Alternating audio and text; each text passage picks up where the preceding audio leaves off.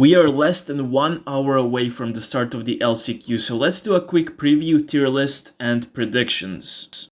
2024 has seen a Vatang comeback and they got 3rd place in the April qualifier, but then things got complicated. Before May Stage 2, because of the Picasso ban, they got the silver ticket and held it all the way until before July Stage 2 when the ban was reverted. But then Navi won the July qualifier and they got the silver ticket again.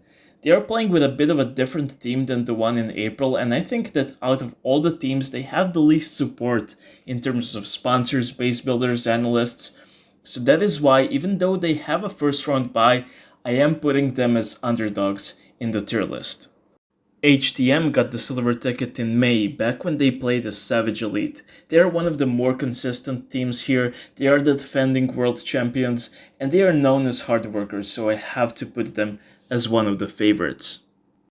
Moss were 2nd in the June qualifier, and this team has seen a lot of additions and changes over the year, and there is a bit of a mercenary feeling to it all, but I like the individual players and I think they adapted to this meta very well, so I'm actually putting them as favorites. They could be even stronger than HTM, but they have about equal chances to win it all because HTM have a first round bye.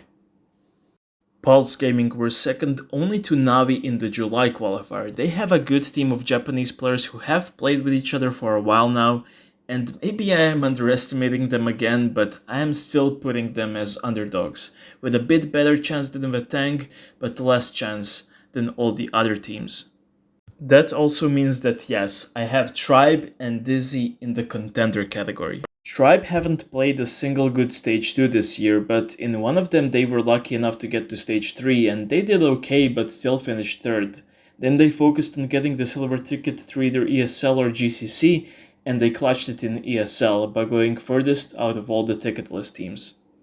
Dizzy Esports got 3rd place in May and then they looked like they would get their own ticket sooner than they did, but then fell off a little bit in June and July before locking in again in August to win the last silver ticket through GCC. It wasn't the strongest competition in that top 8, with only other ticketed team out there being an out-of-form STMN, but they demonstrated they are very good with the latest meta and they can contend for the golden ticket. Tribe are slightly ahead of them in their chances to win it all, mostly because they are in the easier part of the bracket. So if my tier list applied to the bracket predictions, the bracket would end up looking like this. It will be an unpredictable tournament though, as the margins are small, and while I think Pulse and Vatang have the least chance of getting all the way, they can still go further than I got them here. So will we see a return of Vatang to the world stage? Will the young Pulse org make it to the worlds as underdogs? Can the old X-Team players get back to worlds as Dizzy? Will Tribe make it to worlds and even finally win it, with Yoyo becoming the only player with 2 championships? Or will HTMN get a chance to defend their title and possibly be the first team to win it twice? Or will Hades make it to worlds with Moss after what happened to him last year? These are all good stories, but this weekend, only one can continue being real.